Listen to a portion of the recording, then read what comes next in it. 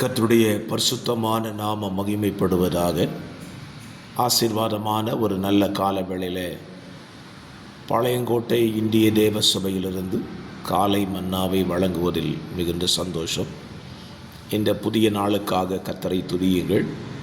இந்த நாள் உங்களுக்கு ஆசீர்வாதமாய் நன்மையாய் அமையட்டும் என்று சொல்லி உங்களை வாழ்த்துகிறேன். இந்த நாளை ஜெபத்தோடு ஆரம்பிப்போம். பரிசுத்த பிதாவே, நீ தந்த ஒரு புதிய நாளுக்காக நன்றி. இந்த நாளிலே நீர் எங்களோடு கூடவும் நாங்கள் உங்களோடு கூட சேர்ந்து நடக்க பரிசுத்த ஆவியானவரே நீர் உதவி செய்ய வேண்டுமா நாங்கள் ஜெபிக்கிறோம். காலை தியானத்தை எங்களுக்கு நன்மையாய் ஆசீர்வாதமாய் மாற்றித்தாரும். இயேசுவின் நாமத்தில் ஜெபிக்கிறேன் நல்ல பிதாவே, ஆமென். இந்த காலை தியானத்திற்காக யோசுவாவின் புஸ்தகம் 12ஆம் அதிகாரத்தை வாசியுங்கள். இந்த அதிகாரத்தில் 24 வசனங்கள் சொல்லப்பட்டிருக்கிறது.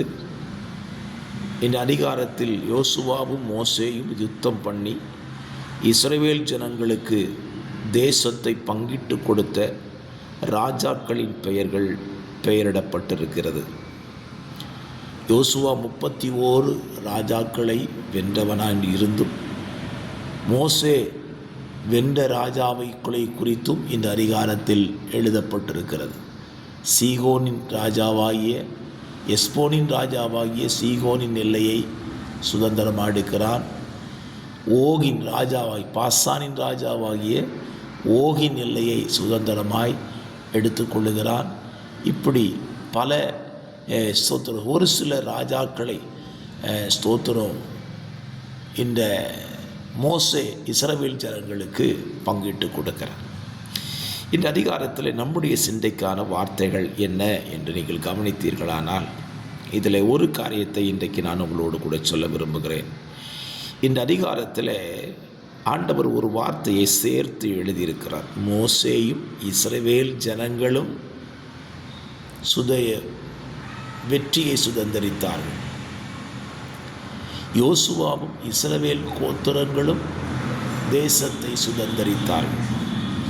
ஒரு கூட்டு முயற்சியை இந்த அதிகாரத்தில் நீங்கள் வாசிக்கலாம்.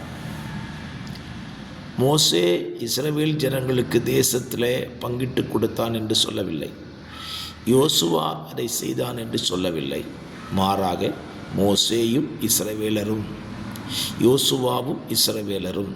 அப்படியானால் நம்முடைய வாழ்க்கையில் கூட்டு முயற்சி என்பது மிக மிக அவசியம். ஒரு குடும்பம் என்று எடுத்துக்கொண்டீங்கள கணவன் மனைவி பிள்ளைகள். ஒரு சபையை எடுத்துக்கொண்டீங்கனால் போதகரும் விசுவாசிகளும். இந்த கூட்டு முயற்சி நமக்கு பெரிய வெற்றியை தரும். இன்றைக்கு பல நேரங்களிலே இந்த கூட்டு முயற்சியை காண முடிகிறதில்லை. சில இடங்களில் பார்த்தீங்கன்னா அந்த போதகர் மாத்திரம் உட்கார்ந்து ஜெபம் பண்ணி கொண்டு இந்த சபையின் வளர்ச்சிக்காக அவர் பிரயாசப்படுகிறார். சில இடங்களில் பார்த்தீங்கன்னா விசுவாசிகள் சபை வளர்ச்சிக்காக பாடுபடுகிறார்கள். இது ரெண்டுமே தவறு. விசுவாசிகளும் ஊழியர்களும் இணைந்து செயல்பட்டால் தேசம் நம்முடைய வசமாய் திரும்பும். ஊழியரும் விசுவாசிகளும் சேர்ந்து பயன்பட்டால் தேசத்தை நம் பக்கமாய் திருப்பிக் கொள்ளலாம். இன்றைக்கு ஆண்டவரும் எதை எதிர்பார்க்கிறார்? ஆண்டவர் மாத்திரம் தனியாய் செயல்பட விரும்பவில்லை, அவர் நம்மையும் சேர்த்து கொண்டு செயல்பட விரும்புகிறார். ஆகவே இந்த காலவெளியில் ஒரு நல்ல சிந்தையை உங்கள் வாழ்க்கையில் கொண்டு ஆரம்பியுங்கள். கூட்டு முயற்சிக்காக உங்களை அர்ப்பணியுங்கள். நாம் ஒன்று சேர்ந்தால் சாத்தானின் ராஜ்யத்தை என்ன செய்யலாம்? அழித்து விடலாம்.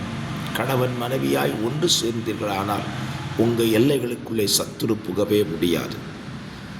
ஆகவே இன்றைக்கு சத்துரு என்ன செய்து கொண்டிருக்கிறான்? குடும்பங்களுக்குள்ளே சபைகளுக்குள்ளே பிரிவினைகளை உண்டாக்கி அவரவர்களை தனித்தனி பாதையிலே செயல்பட வைக்கிறான். இந்த நிலை மாறி ஒன்று சேர்ந்து நாம் எழும்புவோமானால் தேசம் நம்முடைய வசமாய் திரும்பும்.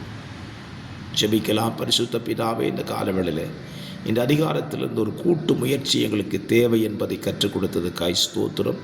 கேட்கிறவர்கள் இதை செய்ய அவர்களுக்கு கிருபை கொடும். இயேசுவின் நாமத்தில் பிதாவே, ஆமென்.